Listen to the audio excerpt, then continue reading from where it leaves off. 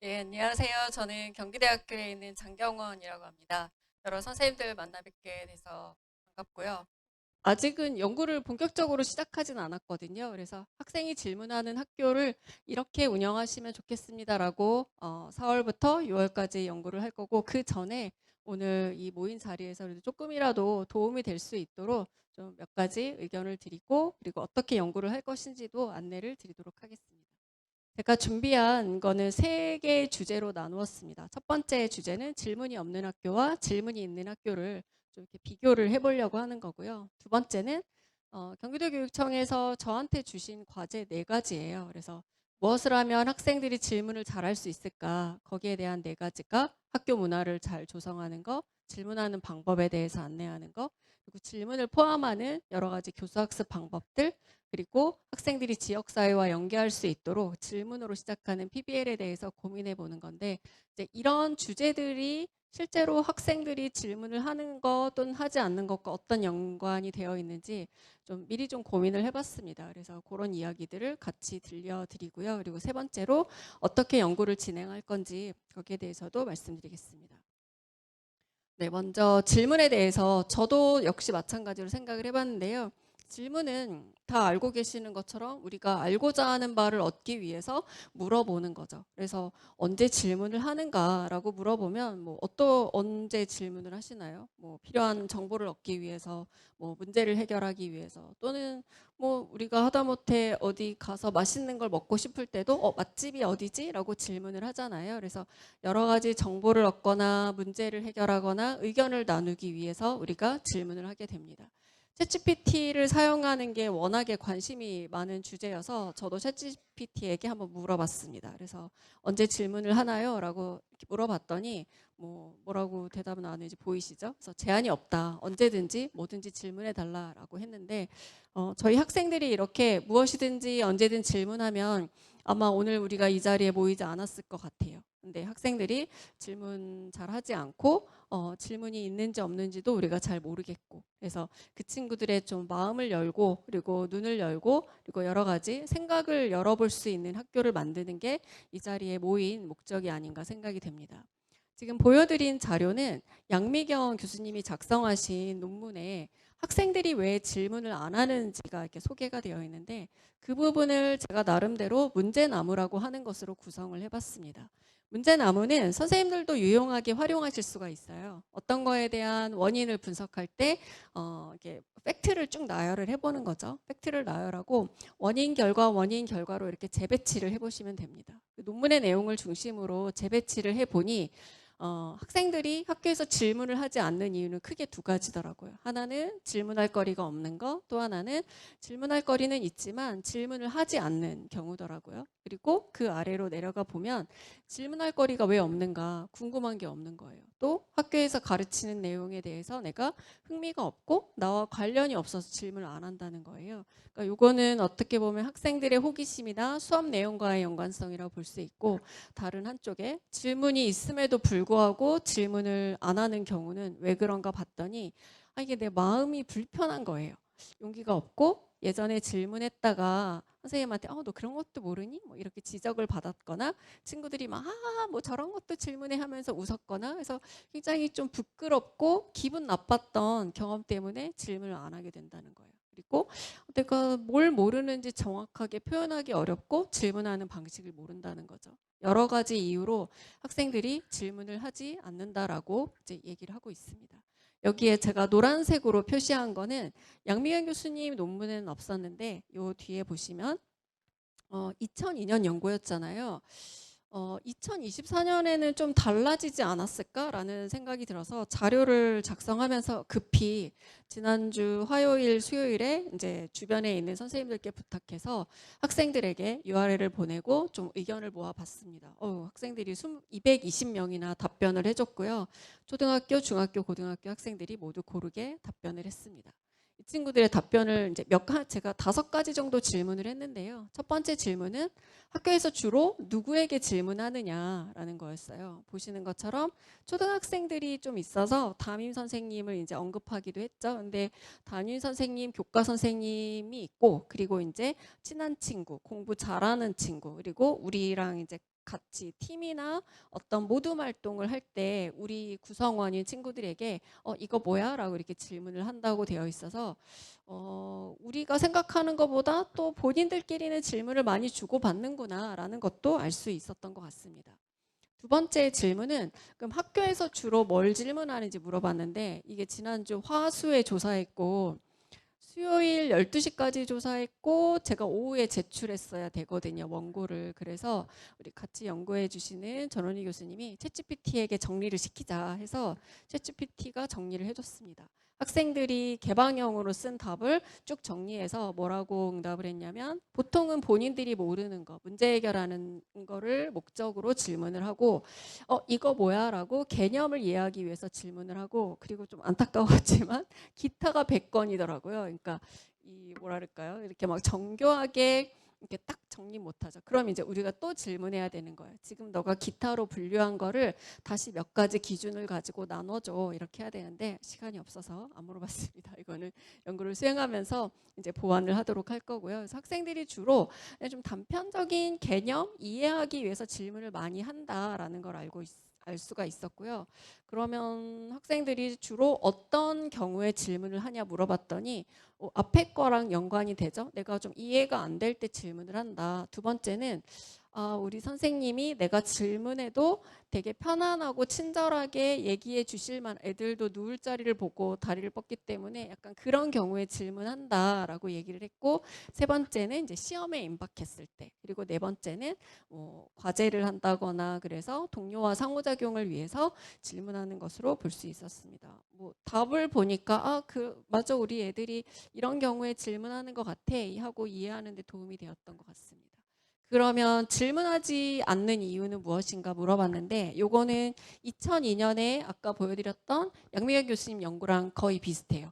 비난 또는 부정적인 반응에 대한 우려, 방해거리가 되지 않으려고 그리고 자신감이 부족해서 선생님 태도나 반응 때문에 이렇게 이거는 다 비슷한데 마지막 7번이 좀 다르더라고요. 정보의 접근성. 내가 굳이 선생님에게 친구에게 물어보지 않아도 얼마든지 인터넷이나 챗GPT를 통해서 답을 찾을 수 있기 때문에 굳이 내가 질문하지 않는다 이런 답변이 있었어요. 근데 이 얘기는 뭐냐면 바꿔서 생각하면 학생들의 질문이 깊지는 않다는 거예요. 그냥 단편적으로 이거 뭐야? 라고 물어보는 정도라면은 굳이 내가 막 부끄러움을 감수하고 내 친구에게 아니면 선생님에게 물어볼 필요는 없겠다 이런 생각을 한 거죠. 그리고 여기 보시면 이제 마지막으로 물어본 거예요. 그러면 우리가 어떻게 해주면 너네 질문하겠니? 라고 물어봤더니 칭찬 칭찬 많이 해주고 격려 많이 해주고 피드백 해주시면 질문할래요 라고 얘기했고 두 번째는 질문하는 방법을 잘 몰라서 질문하는 방법을 알려주면 좋겠다. 그리고 세 번째 선생님이 좀 더 친절하게 결국은 우리에게 많은 걸 좀 요구하는데 막 테크닉보다는 우리의 이제 좀 마음이나 그런 걸 요구하는 것 같아요. 그래서 교사의 친절한 태도, 이해심, 존중하는 자세 이런 걸 좀 요구하면 그런 게 있으면 질문을 더 많이 하겠다. 그리고 네 번째 익명성. 익명성이 있으면 질문을 좀 더 많이 하겠다. 그리고 자유로운 분위기, 질문 시간이 아예 딱 마련되어 있는 거, 개별적으로 질문할 수 있는 질문이 있는지 물어봐 주는 거 그런 것들이 학생들로 하여금 질문할 수 있도록 하겠다라고 학생들이 의견을 주었습니다. 그래서 아까 처음에 나왔던 슬라이드예요. 그 양미연 교수님 연구에 하나를 더 보탠 거예요. 그 노란색을 보태서 스스로 답을 찾을 수 있기 때문에 굳이 질문하지 않았다라는 거잖아요. 그러면 우리가 이제 이렇게 문제나무를 완성할 수 있고 이 문제나무를 만드는 이유는 문제를 해결하기 위해서거든요. 그래서 얘를 긍정문으로 바꾸면 그게 이제 목표나무라는 것이 됩니다. 그래서 목표나무로 바꿔봤어요. 학생들이 학교에서 질문하는 게 우리의 목표예요. 그러면 질문거리가 있는 거고 질문거리가 있으면 질문을 하는 거죠. 그래서 이렇게 그 문장을 긍정문으로 바꿔보니 제일 하단을 한번 봐주세요. 질문할 만큼 내가 세상에 관심이 없는 게 아니라 이거 궁금하다.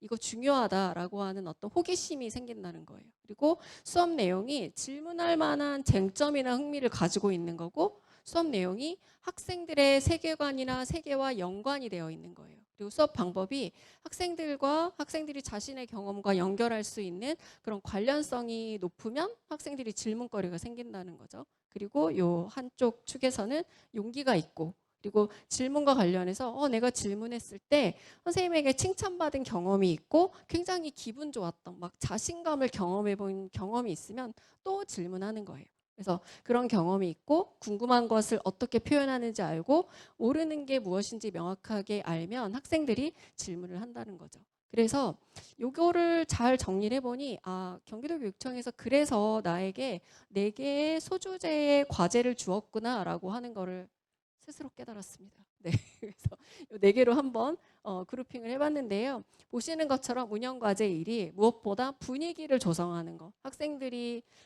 이거를 되게 좀 많이 이야기하는 것 같았고요. 두 번째가 이제 질문하는 방법. 그게 이제 챗GPT 활용을 좀 포함하고 있는 것 같고요. 세 번째가 수업 자체에 질문이라는 것이 포함되어 있는 거. 그리고 네 번째가 궁금한 게 없어요. 관심이 없어요. 근데 그게 아니라 궁금한 게 생길 수 있도록 우리 학교뿐만 아니라 자기의 삶, 공동체 또는 지역사회와 연계해서 뭔가 궁금한 거를 찾고 그거를 연구해 볼 수 있는, 그래서 이제 창체로 연결해 볼 수 있는 요 4개가 우리가 질문하는 학교에서 해볼 수 있는 여러 가지 고민이자 활동이 아닌가 생각이 됩니다. 4가지를 그래서 연구를 할 거고, 지금은 약간 뭐라 그럴까요? 연구를 완전 하기 전에 그래도 조금 도움을 드리고자 제가 알고 있는 한에서 도움이 될 수 있는 자료들을 조금 정리를 해봤습니다. 첫 번째는 질문하는 학교 문화를 만드는 것입니다. 요 가운데 있는 걸 보면은 창의인재 양성과 관련된 얘기예요. 우리가 이제 또 2015 개정교육과정에서는 창의인재, 창의융합인재 되게 또 강조하고 그랬었잖아요. 근데 비슷합니다. 창의인재를 양성하려면 어떻게 해야 되는가? 3가지가 있죠. 하나는 창의성을 유발하는 문화가 조성되어야 하고, 창의적인 사고력을 증진할 수 있는 프로그램이 있어야 되고, 박식과 양성을 위한 프로그램이 있어야 된다는 거예요. 바꿔서 말하면 일단 분위기 자체가 정답을 말해야 되는 분위기거나 실수를 용납하지 않는 분위기가 되면은 창의성을 유발할 수 없다라는 거죠. 그리고 학생들이 어느 정도 알고 있고 많이 알아야 그것들을 가지고 창의적인 사고를 할 수 있고, 창의적인 사고할 수 있도록 방법이나 도구를 활용할 수 있도록 알려주자는 건데 똑같은 것 같아요. 그래서 질문을 잘하려면 어떻게 해야 될까? 학생이 질문을 잘하려면 질문할 수 있는 그런 문화를 조성하는 것, 그리고 질문을 잘할 수 있도록 질문하는 방법이나 능력을 증진시켜 주는 것, 그리고 본인들이 다양하고 심도 있는 지식과 경험을 쌓을 수 있도록 수업에서 다양한 관점에서 논의하고 학습할 수 있도록 하는 게 필요하다라는 생각이 들고요. 그중에서 이 질문을 유발할 수 있는 문화를 형성하는 게 굉장히 중요하다라고 볼 수 있습니다. 정혜승 교수님이 이제 제안을 하신 질문하는 문화 만들기, 사실 제가 좀 약합니다. 이 부분이. 보시는 것처럼 좀 깍쟁이 같이 생기지 않았습니까? 그래가지고 좀 이렇게 말랑말랑하게 하는 거 제가 잘 못하는데, 그래서 이제 저희 연구진 중에 요거에 완전 또 전문적으로 특화되어 있는 분을 한 분 모셔서 그분이랑 같이 아이디어를 구축해 보려고 합니다. 일단은 정혜승 교수님이 제안한 거는 사실 우리가 알고는 있는데 실천 못하는 것들이에요. 허용적인 분위기를 조성하는 거, 학생 질문에 적극적으로 반응해 주는 거, 질문에 대해서 부담을 줄여주는 거죠. 방법을 알려주는, 어떤 카드를 준다거나 플랫폼을 알려주는 거, 이런 것들. 그리고 즐거운 활동. 질문 잘하면 아니 생각보다 이 교수님들도 질문을 안 하시다가 질문하시면 스타벅스 쿠폰 드리겠다 그러면 어마어마하게 질문하십니다. 그래서 그런 즐거운 활동을 제공하는 거, 이런 것들이 이제 우리가 생각해 볼 수 있는 질문하는 문화 만들기인 것 같고, 여기에 대해서는 제가 좀 더 구체적으로 연구해서 선생님들에게 실질적으로 활용할 수 있는 팁을 많이 좀 만들어 보도록 하겠습니다. 두 번째는 질문 방법을 안내하는 건데요. 이거는 학생들에게 안내하는 것이기도 하고, 또 사실은 선생님들이 질문하는 거에 대해서 내가 모범을 보이는 거예요. 내가 시범을 보이는 게 학생들로 하여금 이렇게 질문하는 거구나 라는 거를 배울 수 있도록 하는 기회가 됩니다. 그래서 어떻게 질문하는가 선생님들도 아시고 학생들에게도 알려주면 좋을 것 같은데요. 첫 번째는 일단 예, 아니요로 답변하는 질문보다는 내용을 말할 수 있는 질문이에요. 우리가 흔히 이제 열린 질문이라고 이야기하죠. 생각보다 우리가 닫힌 질문을 많이 합니다. 왜냐하면 학생들이 워낙 대답을 안 하니까 예, 아니요라는 대답이라도 듣는 게, 우리도 사람인데 좀 반응이 있어야 반응 좀 해주십시오. 그렇지 않겠습니까? 그래서 예, 아니요라고 답변할 수 있는 질문보다는 내용을 말할 수 있는 질문. 그래서 뭐 실습 활동에서 여러분 배운 점 많았나요? 뭐 아니면은 뭐 창체 활동 재밌었나요? 이렇게 물어보시기보다는 실습 활동에서 무엇을 배웠나요? 창체에서 여러분 가장 기억에 남는 활동이 뭔가요? 라고 내용을 말할 수 있도록 질문을 해주시면 좋을 것 같습니다. 뭐 아주 심플합니다. 두 번째는 유도 질문이 아니라 중립적인 질문을 하는 거예요.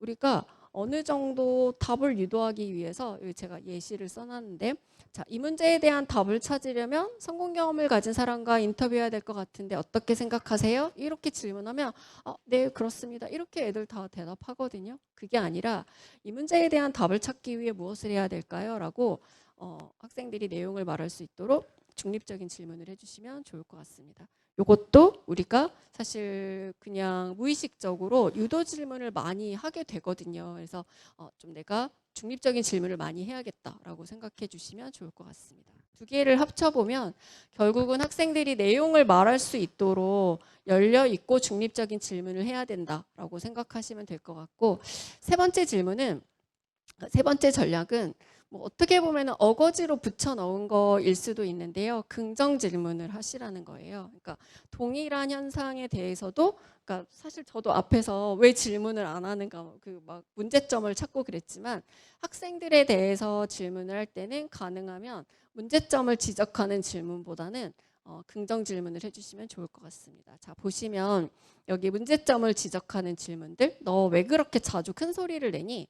너는 도와줬는데도 왜 이렇게 잘 못하니? 너 어떻게 했길래 이렇게 망친 거니? 뭐 질문을 가장한 약간 이제 야단치는 것 같은데, 이런 질문들과 이제 좋은 점을 찾는 질문들, 가장 재미있는 과목이 뭐니? 너가 가장 잘하는 건 뭐고? 강점은 뭐니? 이렇게 좋은 점, 강점 이런 걸 찾는 질문을 했을 때 학생들은 어떤 생각을 할까 궁금하지 않으십니까?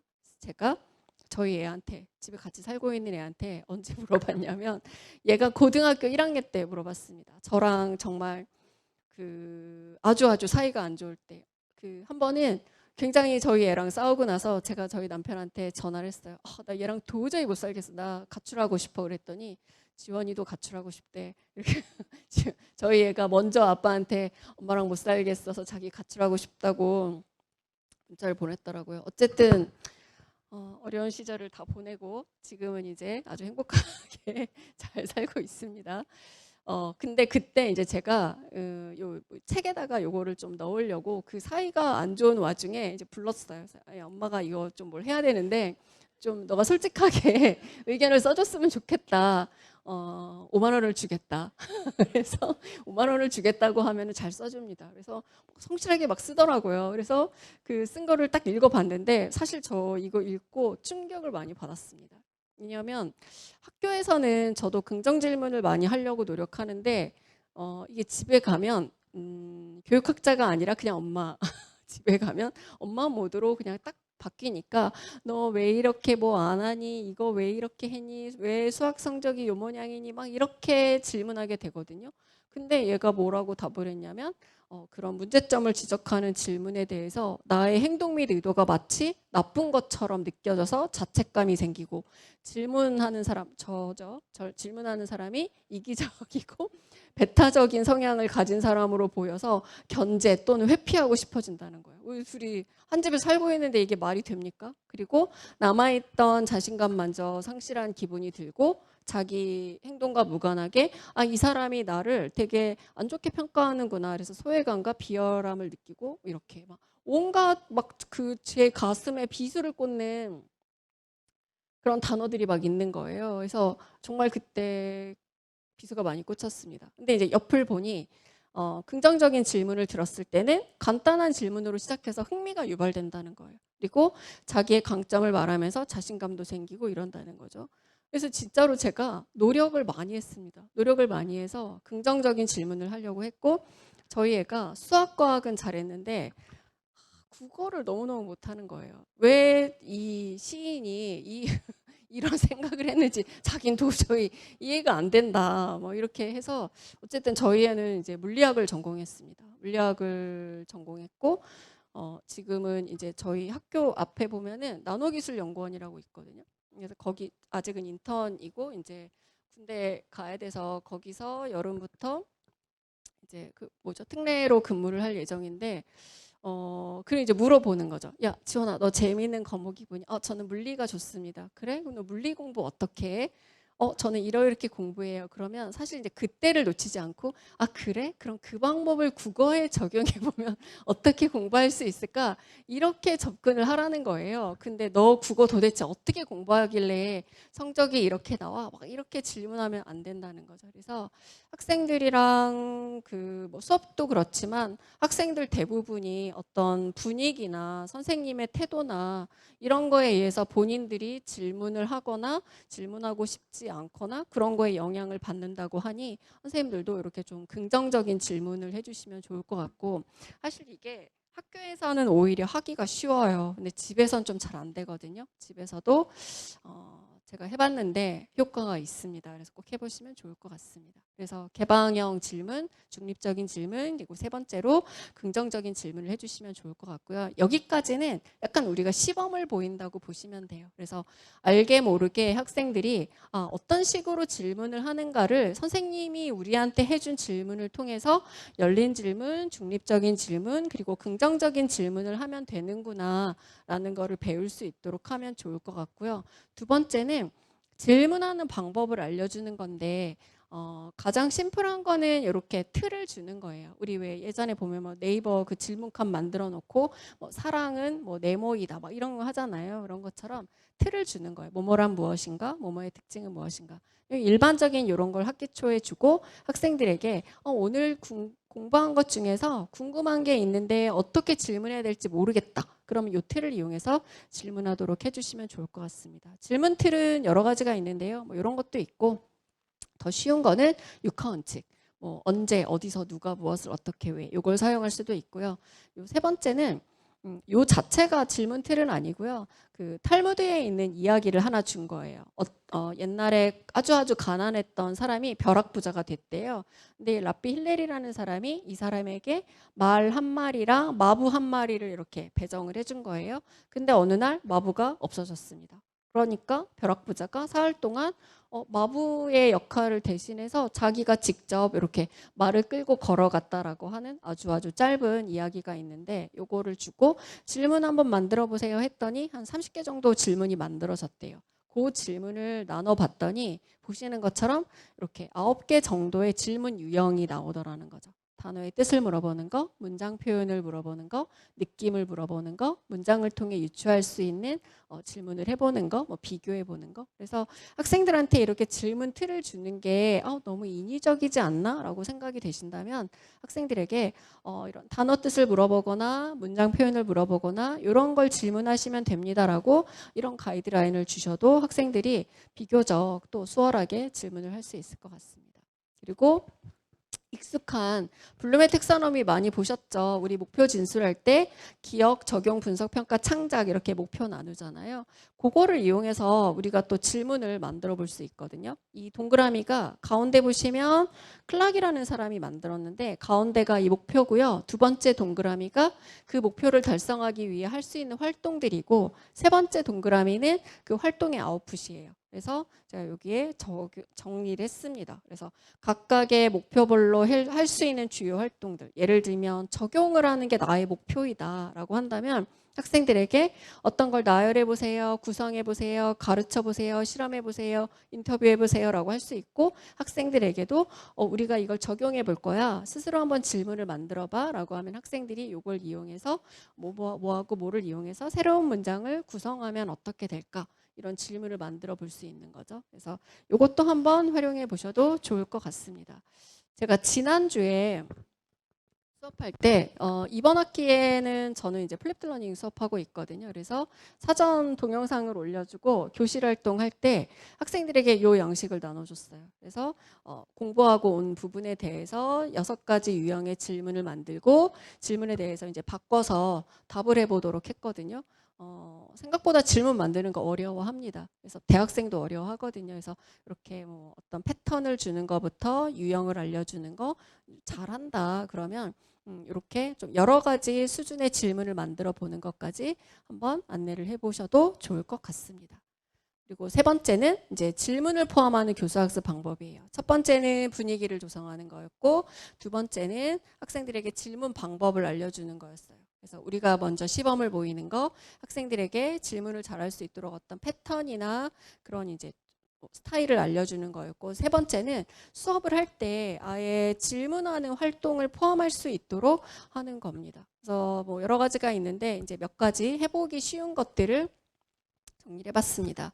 첫 번째 이 ACP 독서 토의는 저희 이제 연구진 중에 한 명이기도 하고 저의 박사 학생이기도 하고 이제 그분의 박사학위 논문입니다. 신성중학교 선생님이셨고 작년에 명퇴하시면서 학위 받고 지금은 이제 본인 논문으로 쓰신 이 ACP라는 이름을 따서 ACP 연구소라는 걸 만드시고 아주 그냥 뭐 날개를 달고 오늘도 바빠서 못 오셨습니다. 근데 이게 참 의미가 있는 게 보시면 간단하게만 설명드리면 이거예요. 뭐 독서 토의가 가장 이제 쉬우니까 예를 들면 책을 읽고 그 책에 대해서 서로 질문하면서 토의하는 게 사실 쉬운 일은 아니거든요. 그래서 단계를 준 거예요. 책을 읽고 먼저 그냥 나의 감정을 간단하게 되게 슬펐습니다. 굉장히 주인공이 그 열심히 노력하는 모습이 감동적이었습니다. 이렇게 자기의 소감을 간단하게 표현해보고 그 다음에 이 두 번째가 책에서 발견한 의미나 의미 있는 단어나 문장으로 이제 한 문장 정도 써보는 거예요.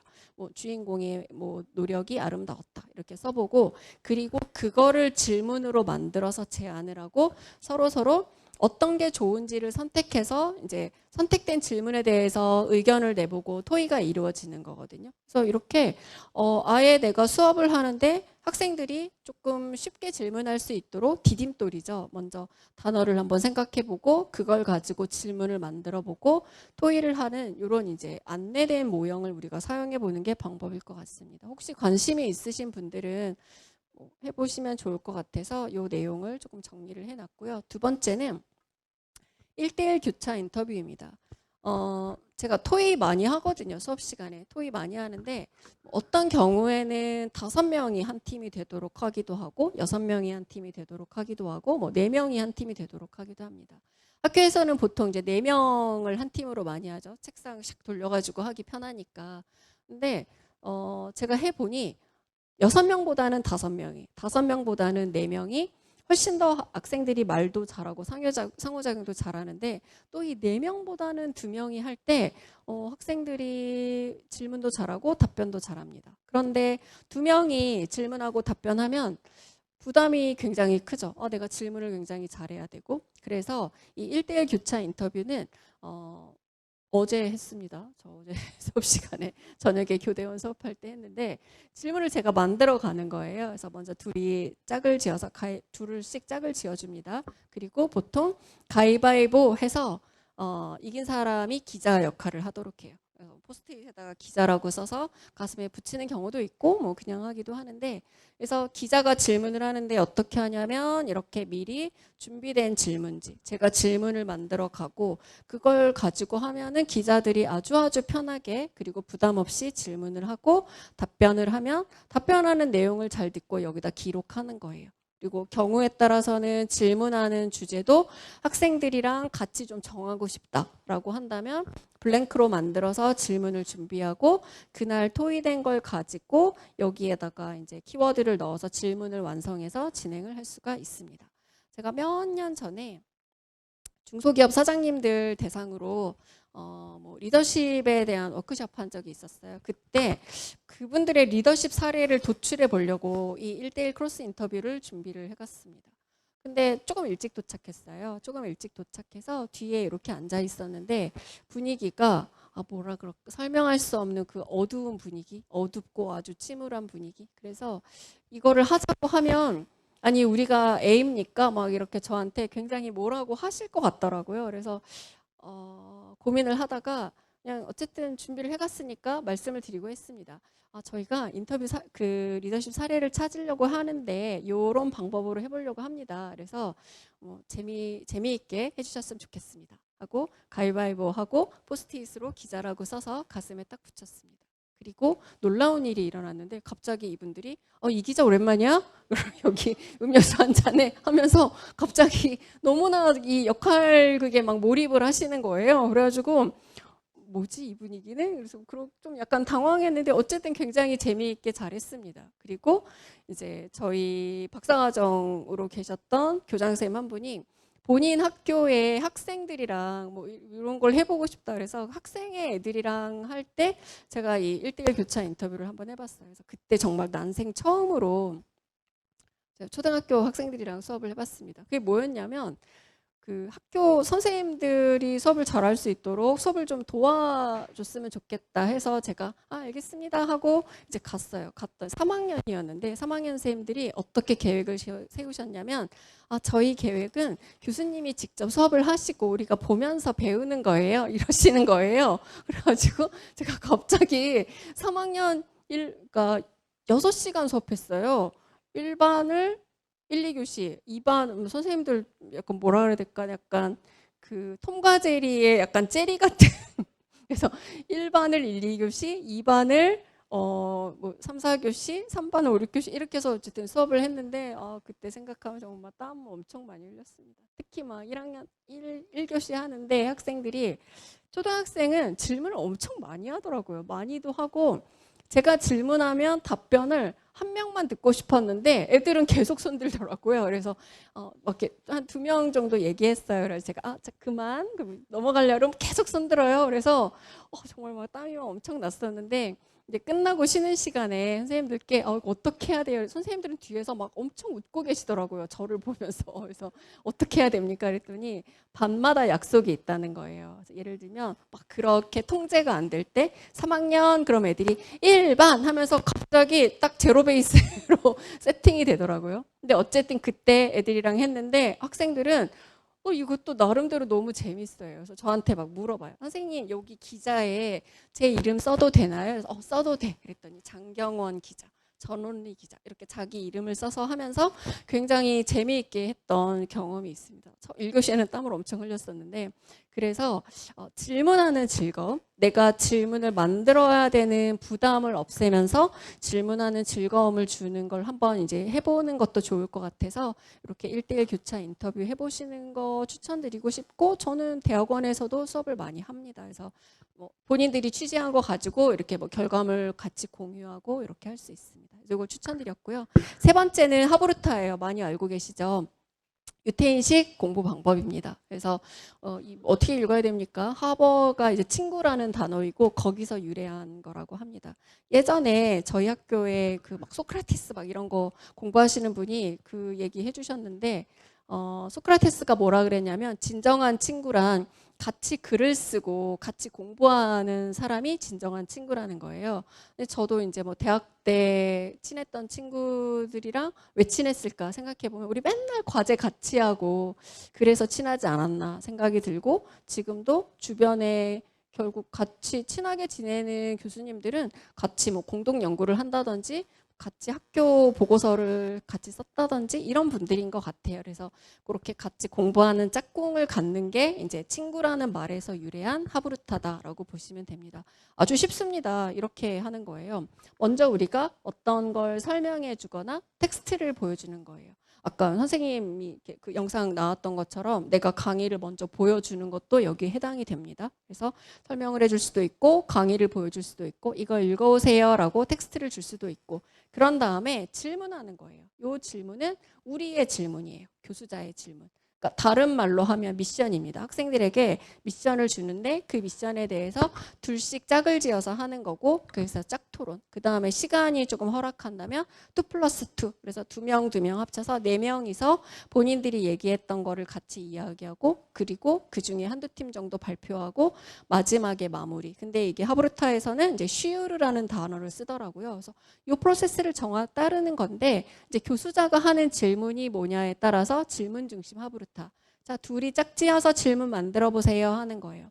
논쟁 중심 하브루타. 앞에서 이야기한 거에 대해서 자, 찬반 토론 한번 해보세요. 한 명이 찬성, 한 명이 반대. 논쟁해 보세요 하는 거고 세 번째 비교 중심 하브루타. 비교해 보세요 하는 거고 네 번째 친구 가르치기 하브루타. 서로 가르쳐 보는 거. 옛날에 언제였을까요? 삼동초등학교의 기적이라고 그 EBS에서 방영한 그 다큐멘터리 있었어요. 남해에 있는 삼동초등학교한테 그 일본의 아주 도시가 아니라 아키타 현에 있는 아주 시골 학교인데 학업 성취도가 되게 높은 학교가 있어서 그 학교가 어떻게 그렇게 학업 성취도가 높은가 찾아봤더니 뭐 여러 가지 전략이 있었습니다. 하나가 제가 기억나는 건 아침밥 먹기. 아침밥 먹는 게 중요하다라는 게 있었고, 또 하나가 이 친구 가르치기. 거기서는 이제 서로 가르치기라고 했거든요.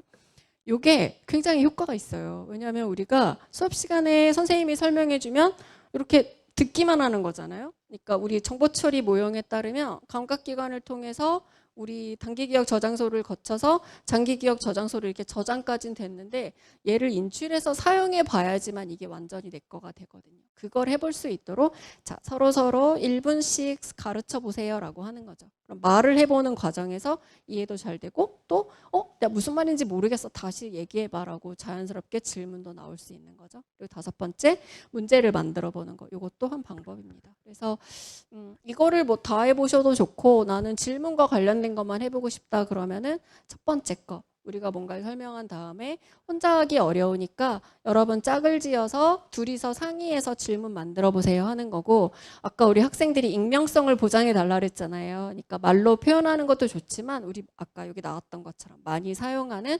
포스트잇에다가 상의해서 질문 쓰도록 하고 그 질문을 이렇게 앞에다 붙여서 선생님이 답을 해주시거나 그 질문에 대해서 또 친구들이 답을 써서 붙여보거나 이런 방식으로 얼마든지 변형해서 해보셔도 좋을 것 같습니다. 논문을 찾아보니 안 보여서 좀 가겠습니다. 예, 열대무림 기후와 사바나 기후라는 해서 고등학교 지리 선생님이 하브루타 수업을 설계한 사례를 이렇게 논문으로 쓰셨더라고요. 여기를 보니까 열대우림 기후와 사바나 기후라고 하는 주제를 5차시에 걸쳐서 수업하는 거예요. 근데 그날의 주제가 뭐냐에 따라서 어떤 경우에는 친구 가르치기, 어떤 경우에는 비교 중심, 어떤 경우에는 또 마지막에 질문 같이 만들고 문제 만들어 보는 이렇게 하브루타로 하신 걸 볼 수 있거든요. 뭐 예를 들면 이런 거예요. 첫 번째 차시에 태양의 회귀 현상과 세계의 기후 구분. 요거는 이제 친구 가르치기 하는 거예요. 어려운 건가 봐요. 그래서 자, 오른쪽에 있는 친구가 왼쪽에게, 왼쪽에 있는 친구가 오른쪽에게 하나씩 1분 스피치로 가르쳐주는 활동을 하도록 계획하신 거고, 두 번째 차시는 아마 제가 예상하건대 열대기후하고 뭐 그 전에 배웠던 온대기후나 냉대기후를 뭐 비교해 보도록 하지 않았을까. 또는 똑같이 열대기후라도 약간의 구분이 좀 있을 수 있잖아요. 그걸 비교해 보도록 하는 거를 하브루타로 이제 학생들에게 요청을 하신 것 같습니다. 그렇게 계획을 하신 거고, 그 다음 슬라이드를 보면은 이제 50분 수업. 저는 항상 이 도입 전개 정리 단계에서 초등학교 40분, 중학교 45분, 고등학교 50분이잖아요. 수업 참관을 가보면 그 짧은 시간에 정말 별거 다 하시더라고요. 강의도 하시고 팀토의도 하시고 학생들 발표하고 상호평가하고 전체 마무리까지. 이 선생님도 하브루타를 50분 안에 이제 어떻게 진행했는지 배열이 되어 있어서 한번 참고해 보시면 좋을 것 같습니다. 자, 그리고 이제 마지막입니다. 제가 이제 3가지 말씀드렸어요. 분위기 조성하는 거, 그리고 질문 방법에 대한 거, 그리고 세 번째로 질문을 포함하는 교수학습 방법으로 ACP 그 선생님이 이제 ACP 모형이 약간 이 뭐랄까 AC 이렇게 해가지고 아주 그 스트레스 해소에 도움이 되는 이름이다라고 하셨는데 어쨌든 그거 1대1 크로스 인터뷰 하브루타 소개해드렸고, 네 번째는 아까 기억나세요? 문제나무 학생들이 궁금한 게 없는 게 질문을 안 하는 이유였잖아요. 그래서 내가 살고 있는 세상, 우리 지역사회, 우리 학교, 나에 대해서 궁금한 게 생길 수 있도록 하는 그런 과제를 해보는 PBL도 저는 중요한 방법인 것 같습니다. 네, 요거는 이제 레오나르도 다빈치의 노트북이라는 거를 소개해 드리는데, 이거 저도 안 읽어봤습니다. 안 읽어봤고 그냥 한번 이렇게 쓱 보기만 했는데 뭐냐면 레오나르도 다빈치가 우리가 알고 있는 어마어마한 천재잖아요. 뭐 수학자이기도 하고 미술가이기도 하고 의사이기도 하고 어마어마한 사람인데, 이 사람이 메모한 거를 이제 책으로 발간한 게 바로 이 레오나르도 다빈치의 노트북입니다. 이 책을 보면 이 사람이 그 천재성이 그냥 아무런 근거 없이 나오진 않았다라는 걸 보여줍니다. 그래서 굉장히 많이 관찰한 거예요. 제가 지금 정확히 내용이 기억이 안 나는데 굉장히 많은 사람을 관찰해서 어렸을 때 이렇게 11살인가? 11살 정도 어린이가 이렇게 걸려서 그 길이가 나중에 얘가 성인이 되었을 때 키와 같다. 뭐 이런 게 이제 레오나르도 다빈치가 이제 제안한 여러 가지 이론들 중에 하나예요. 뭐 모하고 모의 길이는 뭐 모의 뭐 제곱이다. 막 이런 식으로. 근데 그런 것들이 한두 개 관찰해서는 안 되잖아요. 저희 애가 키가 굉장히 크거든요. 저는 보시다시피 아담합니다. 그리고 저희 남편도 뭐 그냥 아담한 편입니다. 그래서 저랑 저희 애랑 같이 가면 아빠가 크신가 봐요. 이렇게 얘기하고 저희 애랑 남편이랑 같이 가면 엄마가 크신가 봐요. 이렇게 장학사님 정도 예상을 하는데 막상 엄마 우리 셋이 다 있다. 그러면 이제 모두 그래요. 엄마 아빠는 작은 여기 문장을 끝까지 안 하시더라고요.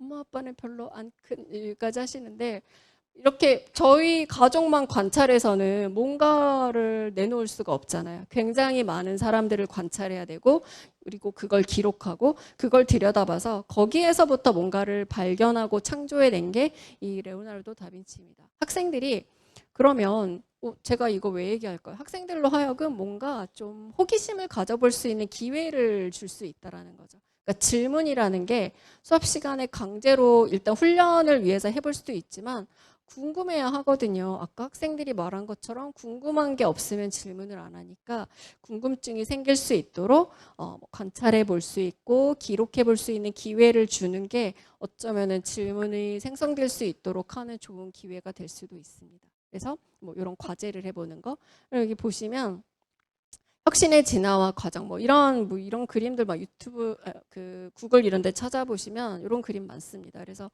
우리 모든 거는 다 불확실성이라는 거예요. 이거는 이제 제가 맥도날드가 생성된 이제 그 사례들을 쭉 보면서 이제 거기서 봤던 그림인데 불확실한 건데 여기서 자세히 들여다보면 패턴을 찾게 된다는 거예요. 맥도날드가 어떻게 생긴지 아세요? 생겼는지?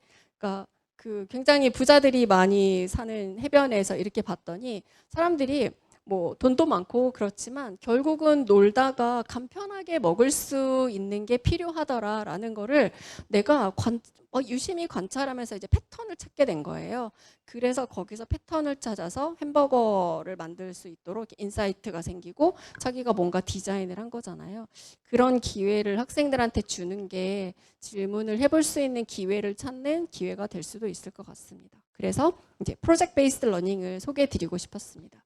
네, 저는 사실 뭐 질문도 공부를 하지만 저의 전문 분야는 PBL입니다. 그래서 이 PBL에 대해서도 좀 연결해서 말씀드리고 싶었는데 일단 프로젝트라는 말 자체가 뭐를 던지다라는 뜻이에요. 그래서 뭔가 궁금한 게 생기는 거, 발견해 보는 거 이런 거거든요. 그래서 학생들에게 우리가 질문이나 과제를 주면 또는 큰 주제를 주어서 본인들이 질문이나 과제를 발굴해서 거기에 대해서 답을 찾는데 그 과정에서 학습이 이루어지도록 하는 게 프로젝트 기반 학습이라고 볼 수 있습니다. 그래서 프로젝트 기반 학습은 일반적으로 이렇게 문제를 해결하는 프로세스로 진행이 됩니다. 문제가 무엇인지, 과제가 무엇인지를 정의하는 거죠. 어떤 문제도 내가 문제예요라고 딱 정확한 우리 그 오징어 게임에 나오는 뽑기처럼 모양이 딱 정확하지 않다는 거예요.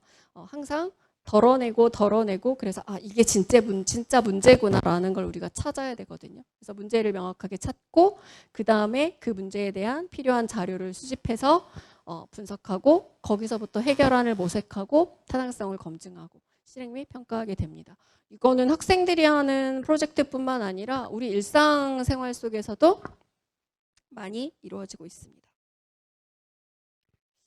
저희 애는 이제 여자친구가 프랑스 사람이에요. 그래서 저희 학교에 다문화센터가 있는데 맨날 교수님들이 장 교수님 다문화센터 맡으면 안 돼요? 좀 관심 없습니다. 막 이랬거든요. 관심이 생겼습니다. 관심이 생겨서 이제 지금 이제 저희 집에 있어요. 저희 집에 작년에 대학원 졸업하고 와서 일단 저희 집에 같이 있고 지금 이대에서 한국어 배우는 뭐죠? 국제 언어 교육원 어학당에 거기 다니고 있습니다. 그래서 이제 걔가 처음에 왔을 때 저에게는 하나의 프로젝트인 거예요. 얘랑 같이 어떻게 잘 살 수 있을까? 그래서 잘 살 수 있도록 얘랑 잘 지내도록 하는 게 저랑 저희 남편의 이제 과제였죠. 그래서 우리는 TV 이렇게 막 보다가 갑자기 다문화 고부열전 막 이렇게 틀다가 잠깐 거기 잠깐 놔둬봐. 틀다가 어서와 한국은 처음이지 잠깐 놔둬봐. 이렇게 되거든요. 이게 뭐냐면 우리가 문제를 해결하기 위해서 자료를 수집하는 과정이에요. 자료를 수집하는 건 논문을 볼 수도 있고 전 논문도 열심히 봤습니다. 그래서 뭐 제가 그 프랑스 요리 막 이런 것도 막 찾아봤어요. 막 찾아보기도 하고 그러나 그렇게 뭐 텍스트도 보는 거고 영상도 보는 거고 다른 사람 의견도 들어보는 거고 그래서 다양하게 자료 수집해서 해결안 모색하고 이게 말이 되는지 타당성 검증하고 마지막에 발표하고 실행하는 이런 일련의 과정을 거치는 게 PBL이고 그거를 해보기 위해서 학생들이 여러 가지 뭐 어떤 단계이든 질문을 생성할 수 있고 과제를 수행하면서도 이 여러 자료 중에서 어떤 자료를 우리가 참고해야 되는지도 결정해야 되니까 그런 것들을 학생들이 할 때 많이 질문하는 연습이 될 것 같습니다. 보시는 것처럼 문제 해결 프로세스는 사실은 이게 사실 다 브랜드잖아요. 프로젝트 베이스 많이 들어보셨죠? 프로젝트 베이스 러닝, 프로블럼 베이스 러닝, 액션 러닝, 디자인 띵킹 조금씩 다른데 각기 다 다른 브랜드여서 다른 용어와 절차로 소개하고 있지만 사실은 학생들로 하여금 문제를 해결해 보는 경험을 하도록 하는 거는 동일합니다. 그래서 그거를 뭐 나는 디자인 띵킹이 익숙해라고 하신다면 그렇게 하시면 돼요. 내가 디자인 띵킹이 익숙한데 갑자기 막 프로젝트 베이스드 러닝 한다고 막 뒤집어 엎을 필요는 없거든요. 그래서 학생들이 스스로 문제를 발굴하고 또는 정의하고 아니면 결정하고 주제를 선정하고 답을 찾아가는 이 과정을 해볼 수 있는 기회를 주신다면 그게 학생들이 질문을 생성하고 질문을 많이 해볼 수 있는 기회가 될 것 같습니다. 이 사례는 제가 그냥 소개만 드리도록 하겠습니다. 나중에 한번 유튜브 검색해 보세요. 그러면 2016년에 EBS하고 KDI가 그 전 세계에서 이루어지고 있는 PBL에 대해서 조사해서 다큐멘터리로 방영을 했고 그 중에 이제 하나가 이 덴마크 헬러룹 학교의 난민 프로젝트입니다. 여기 있는 사회 이슈 프로젝트가 우리로 치면은 약간 창체 같아요. 그래서 일주일 동안 선생님들이 정한 주제를 가지고 학생들이 프로젝트를 하는 건데 보시면 3개 학년이 같이 하는 거라 이제 기본적으로 덴마크의 난민 정책에 대해서 소개하고 2번, 3번, 4번을 보시면 학생들이 우리가 뭐 할 건지에 대해서 자료를 찾아보고 논의를 합니다. 그리고 이게 월요일이에요. 화요일 학교 갔더니 선생님들이 외부에서 특강해 주실 분 2분을 모셨어요. 난민 전문가 그리고 이제 NGO 단체에 계신 분 그 2분이 오셔서 뭐 여러 가지 난민과 관련된 이야기를 해주십니다. 6번, 7번 보시면 특강까지 듣고 나니까 학생들이 이제 좀 더 자료를 많이 찾아보는 거죠. 자, 8번 보시면 다음 날 학교 갔더니 아예 난민을 학교에 초청해서 애들이 인터뷰할 수 있는 기회를 만들어 준 거예요. 9번 보면 인터뷰하고 있죠. 이거 볼 때 처음에 느꼈던 게 우리 학교에서 이거 하면 민원 장난 아니겠다. 이런 생각했었는데 어쨌든 이렇게 학생들이 직접 인터뷰에서 궁금한 걸 찾고 10번 보시면은 이제 발표 준비를 하고 마지막 금요일 11번, 12번 이제 학생들이 박람회 방식으로 이렇게 프로젝트를 수행 결과물을 공유하는 걸 볼 수 있습니다. 그래서 제가 이거를 이렇게 정리를 해봤는데요. 이거를 보여드린 이유는 특별한 기법을 알아야 할 수 있는 건 아니라는 거예요. 특별한 도구가 없어도 기법이 없어도 학생들로 하여금 이런 문제 해결하는 과제 해결하는 프로세스를 학생들이 충분히 거칠 수 있도록 하겠다라고 계획하신다면은 얼마든지 할 수 있고 교수자의 역할은 학생들이 스스로 하도록 하되 혼자 하기 버거운 것들을 어떤 식으로 자료를 제공해 줄까 고민해서 지원해 주시면 좋을 것 같습니다. 그리고 뭐 디자인 띵킹은 잘 아실 것 같은데 그래도 혹시나 해서 이제 슬라이드를 하나 넣었습니다. 그래서 이것도 한번 참고해서 보시면 좋을 것 같습니다. 마지막으로 그러면 이제 어떻게 무슨 연구를 할 거냐라는 거죠. 저는 이제 4월 1일부터 6월 30일까지 연구하는 거고요. 우리가 이 자리에 모인 이유. 그래서 학생이 질문하는 학교를 어떻게 운영하면 좋은가에 대한 걸 연구하게 됩니다. 그래서 4월과 5월에 아까 보여드렸던 것처럼 학생들에게 직접 요구사항도 좀 받아보고 선행연구랑 여러 가지 사례들을 분석해서 실제로 학생이 질문하는 학교는 이래야 된다라고 하는 좀 프로토타입을 구성해 보려고 합니다. 그리고 그 학교를 운영하기 위한 구체적인 전략들, 앞에서 말했던 그 4개 전략과 특히 이제 챗GPT를 많이 사용하니까 챗GPT를 포함해서 학생들이 질문을 할 수 있는 그런 이제 모형이나 전략들을 만들고 그걸 가지고 우리 이제 같이 참여해 주시는 성남여중 우리 광수중학교 그리고 이제 시와 나래촌 선생님들 계세요? 예, 예, 반갑습니다. 그래서 이렇게 잘 만들어 보겠습니다. 저희가 이제 효과성 검증을 한번 해보도록 하겠습니다. 그리고 나서 이제 모든 학교에서 이제 수월하게 볼 수 있도록 전략과 모형과 사례를 같이 공유하도록 하겠습니다. 그래서 연구에 참여하는 사람은 저랑 박상원 교수님이라고 저희 학교에 딥러닝 전문가 계세요. 그래서 박상원 교수님 그리고 저기 뒤에 잠깐 손 들어 보세요. 예, 전원리 선생님. 전원리 선생님은 19년 동안 탄자니아에서 선교사로 계시다가 오셔서 박사 과정에서 공부하셨어요. 그래서 제가 왜요? 처음에 왜요? 그랬더니 몰랐는데 선교사에 굉장히 하시는 일의 많은 부분이 NGO 단체 일이고 NGO 단체의 많은 부분이 결국은 교육이래요. 그래서 아프리카에서 초등학교, 중학교, 고등학교, 대학도 다 설립하셨고 많은 일을 해보셨더라고요. 그래서 그런 여러 가지 경험들을 좀 도움을 받으려고 하고요. 정윤주 선생님 아까 그 이제 신성중학교 우리 퇴임하신 교수님이시고 그리고 박혜진 교감선생님 가셨을까요? 네, 저기 박혜진 교감 성남여중 박혜진 교감선생님 이렇게 5명이서 열심히 아이디어를 모아서 선생님들에게 필요한 좋은 전략을 제시해 보도록 노력하겠습니다. 감사합니다.